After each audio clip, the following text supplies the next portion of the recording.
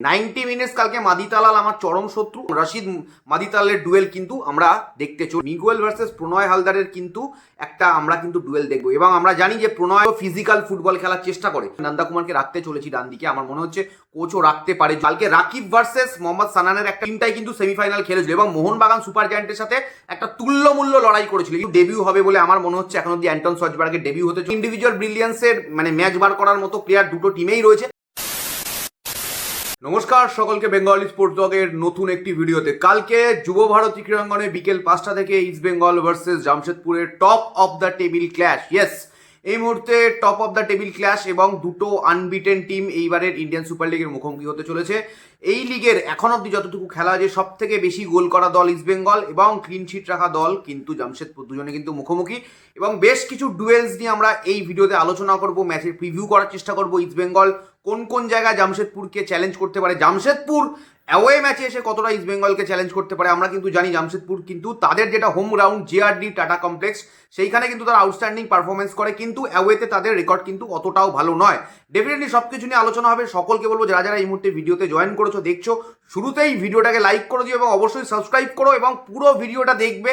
পুরো আমরা কিন্তু অনেক ডিটেল দিয়ে, অনেক ভিডিও ক্লিপিং, অনেক ফটো দিয়ে, বিভিন্ন কিছু দিয়ে কিন্তু সুন্দর করে এই ভিডিওটা তোমাদের জন্য উপহার দেওয়ার জন্য, মানে উপহার স্বরূপ বানাচ্ছি আর কি, উপহার দেবো বলে।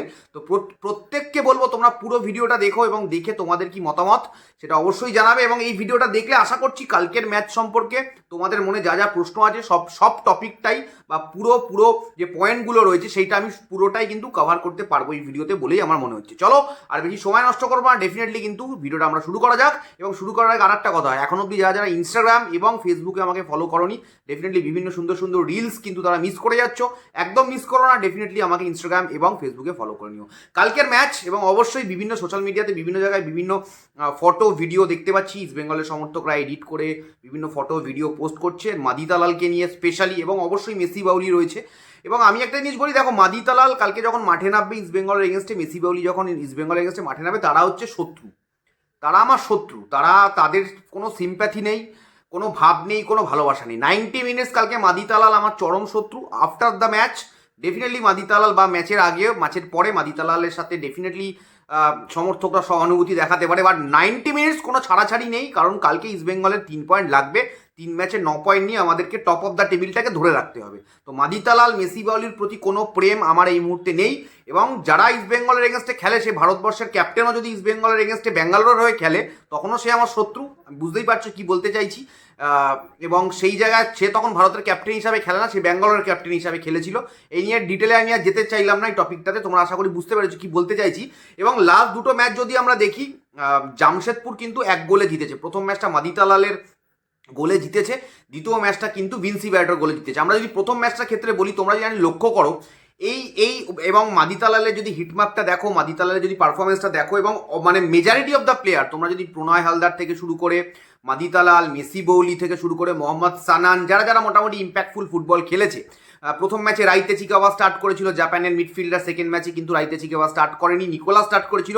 এবং এই নিকোলার, মেসি বাউলি, মাদিতালাল এবং তার সাথে সাথে নিকোলারও কিন্তু কলকাতায় কিন্তু খেলে যাওয়ার কিন্তু একটা এক্সপিরিয়েন্স রয়েছে। নিকোলা কিন্তু এর আগে মহাবাডানে খেলে গেছে। যাই হোক, যেটা বলছিলাম, প্রত্যেকে যদি তোমার রেটিং দেখো, মহাবাডান ম্যাচে কিন্তু এই টিমটা অনেক বেটার খেলছে কম্পেয়ার টু পাঞ্জাব ম্যাচ। এবং পাঞ্জাব ম্যাচটা যদি তোমরা দেখো, গোল অবশ্যই পেয়েছিল জামশেদপুর, কিন্তু পাঞ্জাবও কিন্তু অনেক গোল করার মতো অপরচুনিটি ক্রিয়েট করেছিল, তারা কিন্তু কনভার্ট করতে পারেনি। সেই জায়গায় কিন্তু একটা, আমি বলবো, মোহাম্মদ সানানের ক্রস থেকে একটা গোল পেয়ে গেছিল, যেটা ভিনসি ব্যারেটোর পায়ে লেগে ঢুকে যায় জালে, সেখান থেকে তারা 3 পয়েন্ট পায়, খানিকটা লাকের জোরে। যাই হোক, প্রথম ম্যাচের ক্ষেত্রে যদি বলি, প্রণয় হালদার কিন্তু প্রথম ম্যাচ ভালোই খেলেছে এবং সেখানে প্রণয় হালদারের কিন্তু পাস থেকেই কিন্তু গোল পায়। কে গোল পায়? মাদিতালাল গোল পায়, এবং তারপরে কিন্তু ম্যাচে কিন্তু আর গোল তুলতে পারেনি। এবং কালকে আমার মনে হয় মাদিতালালকে আটকানোর জন্য মিডফিল্ডে রশিদের একটা গুরুত্বপূর্ণ ভূমিকা থাকবে। রশিদ ভার্সেস মাদিতালাল একটা লড়াই কালকে আমরা মিডফিল্ডে দেখবো, সেন্ট্রাল মিডফিল্ড। এবং ইস্ট বেঙ্গলের যখন অ্যাটাকিং হাফে যখন ঢোকার চেষ্টা করবে মাদিতালা, সেই সময় আমার মনে হচ্ছে যে রশিদ একটা গুরুত্বপূর্ণ ভূমিকা পালন করতে হবে রশিদকে। এবং রশিদের আমার মনে হচ্ছে this is the first test যে এরকম একজন কোয়ালিটি মিডফিল্ডারের এগেনস্টে কালকে রশিদকে আটকাতে হবে এবং রশিদ মাদিতালের ডুয়েল কিন্তু আমরা দেখতে চলেছি। তাছাড়াও আমি একটা জিনিস যদি তোমাদেরকে বলি, কালকে কিন্তু মিগুয়েল ফেরেরা যেহেতু ইস্টবেঙ্গলে স্টার্ট করছে এটা তো ক্লিয়ার হয়ে গেছে মোটামুটি। আজকে প্রি ম্যাচ প্রেস কনফারেন্সে কোচের বক্তব্য শুনে আমরা মোটামুটি যা বুঝতে পারছি, তো মিগুয়েল ভার্সেস প্রণয় হালদারের কিন্তু একটা আমরা কিন্তু ডুয়েল দেখবো। এবং আমরা জানি যে প্রণয় হালদার কিন্তু একটু আমি কি বলবো ফিজিক্যাল ফুটবল খেলার চেষ্টা করে এবং শুরু থেকেই ইস্টবেঙ্গলের রিদিমটাকে নষ্ট করার জন্য কিন্তু কালকে মেনলি মিডফিল্ডে আমরা কিন্তু মিগুয়েল ভার্সেস কিন্তু প্রণয় হালদার একটা ডুয়েল দেখতে চলেছি ফর শিওর, একদম 100%। এবং আমি যে প্লেয়ারগুলোর ডুয়েল বলছি আমরা অবশ্যই লাস্টে ইস্টবেঙ্গল এবং জামশেদপুরের দুজনের স্টার্টিং 11 নিয়ে আলোচনা করব। এই ডুয়েলগুলো মিডফিল্ডে যে দুটো ডুয়েল বললাম, রশিদ ভার্সেস মাদিতালাল এবং প্রণয় হালদার ভার্সেস মিগুয়েল, এই দুটো ডুয়েলই কিন্তু আমার মনে হয় যে ম্যাচের মিডফিল্ডের দখল, অন্তত 90 মিনিটস মিডফিল্ডের দখল কাদের দিকে থাকবে এটা কিন্তু অনেকটাই তৈরি করে দেবে বা ক্রিয়েট করে দেবে। এবার আমি আরেকটা জায়গাতে চলে আসি যে লেফট ব্যাক, ইস্টবেঙ্গলের লেফট ব্যাকের জায়গায় যদি দেখি আমরা, ইস্টবেঙ্গলের জয় গুপ্তার পারফরমেন্স আমার খুব একটা ভালো লাগেনি। যদি আমি ডিফেন্সের জায়গা থেকে বলি, শেষ দুটো ম্যাচেই কিন্তু জয় গুপ্তাকে কাটিয়ে প্লেয়াররা, রাইট উইঙ্গার যারা রয়েছে, ডান দিকের প্লেয়ার যারা রয়েছে বা রাইট মিডফিল্ডার যারা রয়েছে, তারা কিন্তু বারবার ভেতরে ঢুকে গেছে। আগের ম্যাচে কিন্তু জয় গুপ্তার জন্যই কিন্তু গোল খেয়েছে ইস্টবেঙ্গল। এবং জয় গুপ্তা যে ফাইনাল ট্যাকেলটা বা পায়, যে ফাইনাল ট্যাকেলগুলো করতে গেছে, তোমরা যদি দেখো প্রথম ম্যাচের ক্ষেত্রে নর্থ ইস্টে যেটা বার পোস্টে লাগে গিলের মাথার ওপর থেকে ক্রসটা গিয়ে, সেটাও জয় গুপ্তা কিন্তু ফাইনাল ট্যাকেলে চলে যেতে চেষ্টা করেছিল বা পা দিয়ে, যেটাতে কানেক্ট করতে পারেনি দ্বিতীয় ম্যাচে। তাই এবং এটা চলতে থাকলে আমি আরেকটা জিনিস তোমাদেরকে বলছি, জয় গুপ্তা যদি এরকম চলতে থাকে, এরকম যদি ট্যাকেল ফলস হয়, এরকম যদি মিস ট্যাকেল করতে থাকে, তাহলে কিন্তু পেনাল্টি বক্সে কিন্তু পরবর্তীতে ও একটা পেনাল্টি কনসিড করবে, যেভাবে ও কিন্তু ডিফেন্স করছে বাদিক থেকে। যাই হোক, কালকে ঋত্বিক দাস আশা করছি যে রাইট উইংয়ে স্টার্ট করবে জামশেদপুর। ঋত্বিক দাসের পারফরমেন্স যা কোয়ালিটি, 2 বছর আগে আমরা ঋত্বিক দাসকে দেখেছিলাম জামশেদপুরের, অনেক স্বপ্ন ছিল যে একটা বাঙালি ফুটবলার উঠে আসছে। বাট লাস্ট দুটো ম্যাচে ঋত্বিক দাসের পারফরমেন্স আমার খুব একটা খাস লাগেনি, খুব খারাপও লাগেনি, অ্যাভারেজ পারফরমেন্স ছিল। কালকে জয় গুপ্তা ভার্সেস ঋত্বিক দাসের কিন্তু একটা লড়াই থাকবে। মেন যেটা আমার টিমে, আমি স্টার্টিংয়ে তোমরা পরবর্তীতে দেখতে পাবে যে স্টার্টিং 11 ইস্টবেঙ্গল আমি নন্দা কুমারকে রাখতে চলেছি ডান দিকে। আমার মনে হচ্ছে কোচও রাখতে পারে, যদিও অ্যাটাকের জায়গা থেকে ভাবলে অবশ্যই বা পারফরমেন্সের জায়গা থেকে ভাবলে অবশ্যই ওই জায়গা থেকে এডভান্স স্টার্ট করে। কিন্তু কেন আমি বলছি, কারণ মোহাম্মদ সানান ভার্সেস কালকে কিন্তু রাকিবের একটা লড়াই হবে। সেই জায়গাতে আমার মনে হয় মোহাম্মদ সানান আগের ম্যাচে অ্যাসিস্ট পেয়েছে, মোহাম্মদ সানান কিন্তু তার গতিটাকে ওখান থেকে কি বলবো আমি ইউজ করার চেষ্টা করবে। এবং মোহাম্মদ সানান হচ্ছে একদম জেনুইন লেফট উইঙ্গার। তোমরা দেখবে মোহাম্মদ সানানের যদি হিট ম্যাপটা তোমরা দেখো, তাহলে কিন্তু তোমরা বুঝতে পারবে ও কিন্তু একদম ওই বাদিকের চ্যানেলটা ধরেই অপারেট করে, গতিতে রান করে এবং কাটব্যাক করে বক্সে ঢুকে শট নেওয়ার প্রবণতা আছে। যেখানে রাকিব থাকবে, রাকিব তো কালকে স্টার্ট করছে ইস্টবেঙ্গলের, কোনো অসুবিধা নেই। এবং তাছাড়াও কিন্তু ওর কিন্তু বাদিক থেকে ক্রসেস বা মাইনাসগুলো, যেটা কিন্তু ফরওয়ার্ডরা যারা ফরওয়ার্ড থাকবে, মেসি বলি যে ফরওয়ার্ড থাকবে, সেই ফরওয়ার্ড কিন্তু বলগুলোকে মিট করার চেষ্টা করবে। তো কালকে রাকিব ভার্সেস মোহাম্মদ সানানের একটা ডুয়েল আমরা দেখতে চলেছি। সেই জায়গায় আমার মনে হয় স্টার্টিংটা হয়তো নন্দা কুমার যদি স্টার্ট করে, সেই জায়গায় কিন্তু কিছুটা হলেও নন্দা কুমার রাকিবকে ওইখানে ডিফেন্সে একটু হেল্প করতে পারবে রাইট ব্যাক পজিশনটাতে, এটা আমার ব্যক্তিগতভাবে মনে হচ্ছে। এবং অল ওভার যদি আমরা টিমটা বলি, জামশেদপুরের টিমটা ভাই যথেষ্ট ব্যালেন্স টিম, 4 জন বিদেশি, ওদের সামনে অবশ্যই ফরওয়ার্ড থাকবে মেসি বাউলি, অ্যাটাকিং মিডফিল্ড নাম্বার 10 পজিশনটাতে থাকবে মাদিতালাল, সেন্ট্রাল মিডফিল্ড যদি আমি বলি সেখানে নিকোলা কিন্তু যথেষ্ট একজন এক্সপিরিয়েন্স প্লেয়ার রয়েছে, এবং ডিফেন্সে স্টিফেন এজের যদি পারফরমেন্স দেখো লাস্ট দুটো ম্যাচে 7+, মানে রেটিং যদি দেখো, একটাতে আই থিঙ্ক 7.4, একটাতে 7.6, আমি যদি খুব একটা ভুল না। তার মানে এটা থেকে বোঝা যাচ্ছে যে আগের সিজনের যে পারফরমেন্স, আগের সিজনে দুর্দান্ত পারফরমেন্স। কারণ তোমাদের নিশ্চয়ই মনে থাকবে আন্ডার খালিদ জামিল জামশেদপুরের কিন্তু এই টিমটাই মোটামুটি কোর টিম ছিল, এই টিমটাই কিন্তু সেমিফাইনাল খেলেছিল এবং মোহনবাগান সুপার জায়ান্টের সাথে একটা তুল্যমূল্য লড়াই করেছিল। ইন্ডিভিজুয়াল ব্রিলিয়ান্সে মোহনবাগান লাস্টে ম্যাচটা সেকেন্ড লেগে বার করে নেয় এবং অ্যাওয়ে ম্যাচে, অর্থাৎ অ্যাওয়ে ম্যাচে মোহনবাগান কিন্তু হেরে গেছিল। তো সেই টিমের কিন্তু আমি যদি বলি মূল কাণ্ডারি সেই স্টিফেন এজে কিন্তু এবার শুরুটা খুবই ভালো করেছে এবং স্টিফেন এজেকে টপকে গোল করা কিন্তু ইউসেফের ক্ষেত্রে কিন্তু কালকে একটা চ্যালেঞ্জ হতে চলেছে। এবং আমার মনে হয় কালকে স্টিফেন এজে ইউসেফকে মানে একদম কড়া মার্কিংয়ে রাখবে, কারণ 2 ম্যাচে 4 গোল আলোড়ন ফেলে দিয়েছে ভারতীয় ফুটবল। আজকে তোমরা মোহনবাগান সুপার জায়ান্টেরও কিন্তু প্রি ম্যাচ প্রেস কনফারেন্স ছিল, তাদের পরশু ম্যাচ রয়েছে, সেখানে জেমি ম্যাকলারনও কিন্তু তার মুখেও কিন্তু ইউসেফের নাম শোনা যায় যে ইউসেফ 4 গোল করেছে, ম্যাকলারনও মানে যে গোল্ডেন বুটের লড়াইতে রয়েছে, কারণ ম্যাকলারনও 2 ম্যাচে 2 গোল করেছে। এবং এটা ম্যাকলারন বলে যে তার কাছে টিমের পারফরমেন্সটা বেশি ইম্পর্টেন্ট এবং সে অস্ট্রেলিয়া যে গোল্ডেন বুট জিতে এসছে এবং অবশ্যই সে চেষ্টা করবে, বাট তার কাছে টিমের পারফরমেন্সটা সব প্লেয়ারের ক্ষেত্রে, শুধু ম্যাকলারনের ক্ষেত্রে নয়, সবাই চায় যে টিম ট্রফি জিতুক, তারপরে ইন্ডিভিজুয়াল পারফরমেন্স, বিকজ যে কোনো টিম স্পোর্টে এটাই প্লেয়ারদের মেন্টালিটি হওয়া উচিত। এনিওয়ে আমি ইউসেফের ক্ষেত্রে চলে আসি। ইউসেফ একটা আগুন ফর্মে রয়েছে এবং আমার মনে হয় এই যে মিগেল বা ইউসেফের এই যে কম্বিনেশন প্লেটা এটাকে কিন্তু স্ট্র্যাটেজিক্যালি কাট অফ করার চেষ্টা করবে কালকে ওয়েন কল। ভাই ওয়েন কলকে নিয়ে নতুন করে বলার কিছু নেই, আমি আর নতুন করে কিছু বলবো না,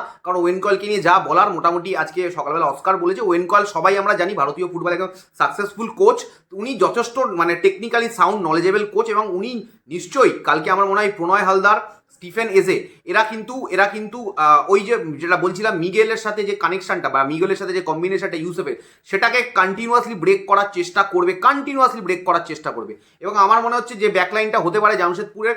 রাইট ব্যাকে থাকবে হচ্ছে নিখিল বার্লা, সেন্টার ব্যাকে থাকবে প্রতীক চৌধুরী এবং স্টিফেন এজে, বাদিক থেকে থাকবে মার্ক জোতান পুইয়া, মিডফিল্ডটা যদি আমি বলি মিডফিল্ডে নিকোলা থাকবে।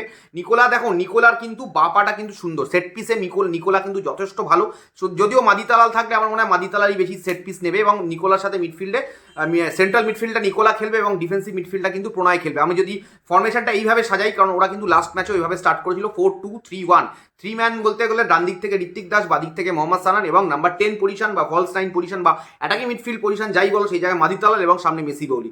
আমার মনে হয় যথেষ্ট ভালো টিম এবং গোলে অ্যালবিনো গোমস, এটা মাথায় রাখতে হবে। অ্যালবিনো গোমস কিন্তু আগের বারের আইএসএল এর ওয়ান অফ দ্য ইমপ্রেসিভ গোলকিপারের মধ্যে কিন্তু একজন এবং অ্যালবিনোকে কিন্তু মানে অ্যালবিনোকে গোল দেওয়া কিন্তু খুব একটা ইজি হবে না। অ্যালবিনো কিন্তু ওইরকম নয় যে হাতে বল লাগিয়ে গোলে নেটে বল ঢুকিয়ে দেবে, এরকম গোলকিপার কিন্তু অ্যালবিনো নয়। এটা ছিল জামশেদপুরের স্টার্টিং ইলেভেন। এবং দেখো আমরা দুটো টিমের স্ট্রং জায়গা এবং নেগেটিভ জায়গা পজিটিভ জায়গা দুটো নিয়ে আলোচনা করছি।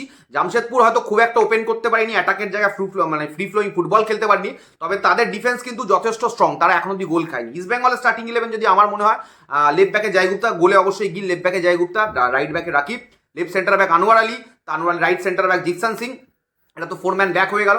মাঝখানে মিডফিল্ডটা যদি আমি বলি কালকে কিন্তু ডেবিউ হবে বলে আমার মনে হচ্ছে, এখন অব্দি অ্যান্টন সজবার্গের ডেবিউ হতে চলেছে।